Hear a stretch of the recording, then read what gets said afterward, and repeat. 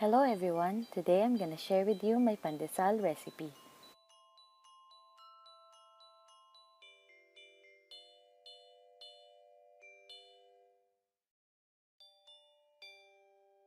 Here are the ingredients that you will need. Flour, breadcrumbs, water, sugar, egg, salt, yeast, melted butter, and milk.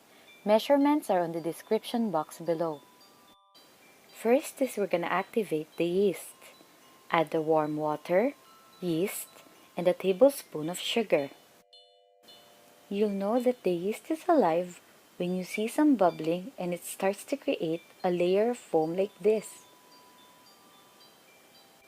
That's why we will wait for 5 to 10 minutes until it's foamy, and that's how you'll know that the yeast is ready. Now you can add 1 cup of flour and half a teaspoon salt. This is how you make a starter dough. It will help start the fermentation process of the dough we are making for pandesal.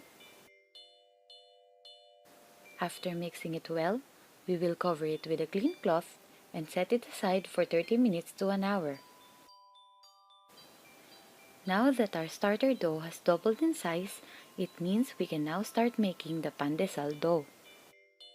In a clean bowl, add the warm milk, melted butter, and egg. Make sure that there is no eggshells included when you add the egg. You can use a fork or a whisk when mixing.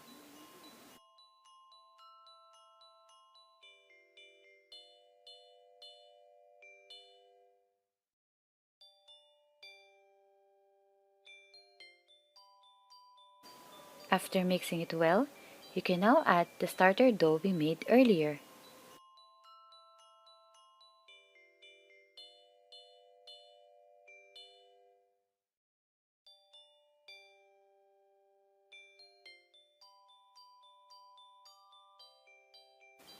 Now we can add 3 cups of flour and half a cup of sugar. I suggest dividing your flour into 2 portions. This will help you mix easily and evenly.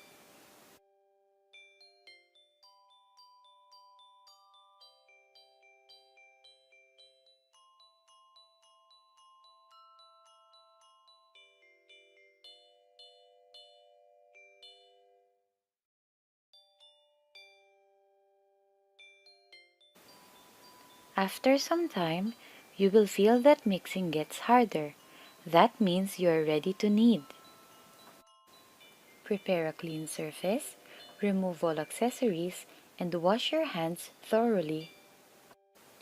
What I am making is for personal consumption, and I don't use my left hand so much, so I didn't remove my ring. But if you're planning to give this away as a gift or sell it, make sure that you don't have any accessories on. Grab your extra flour to dust the surface and pour your dough.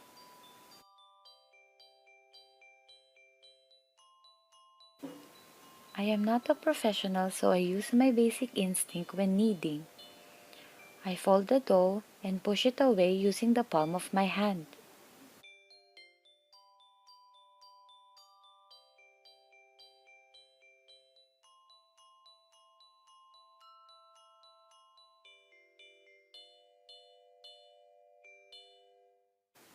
Keep dusting with flour when you feel like your dough is still sticky.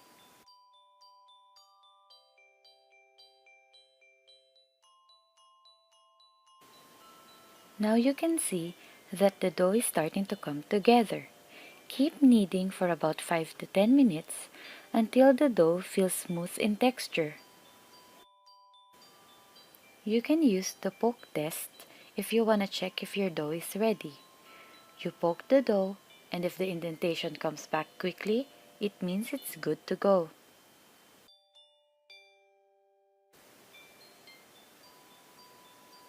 Grab a bowl and grease it with flavorless oil.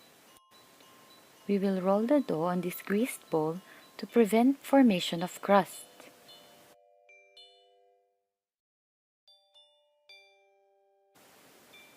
Cover with a clean cloth and wait for it to rise for 1 to 2 hours. Now is the time to prepare your breadcrumbs, extra flour if you need some dusting, and a baking tray lined with baking paper.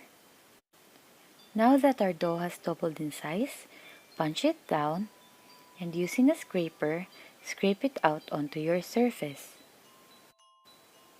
Divide it into two parts and start laying it out in a rectangular shape.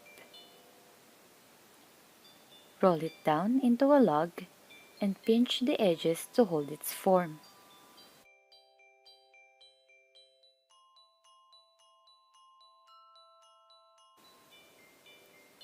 Roll the dough to even out its thickness.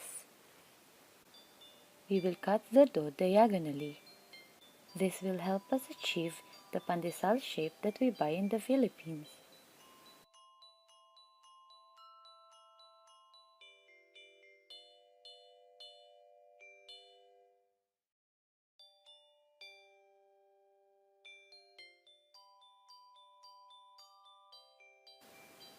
Now we can roll the dough on the breadcrumbs. I like having my breadcrumbs on the bowl.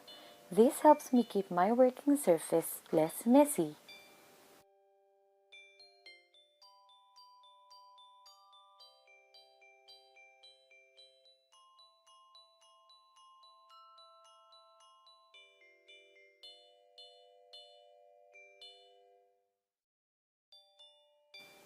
After rolling on breadcrumbs, place them on your baking tray according to how you like your pandesal. If you like your pandesal toasted on all sides, place them far apart from each other. But if you want them with soft sides, place them closer together. Cover with a clean cloth and wait for it to rise.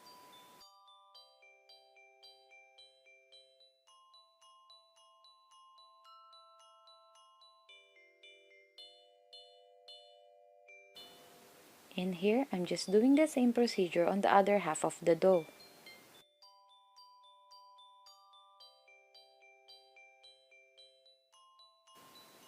You can always adjust the size of your pandesal. I'm making mine bigger, but you can always make yours the same as the ones in the Philippines.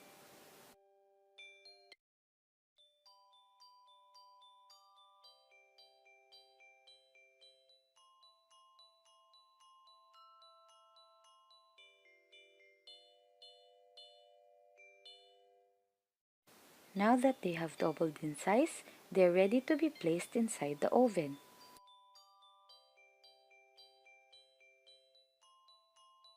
Now our pandesal is ready.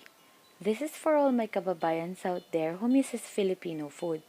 Also for foreigners who wants to try Filipino bread.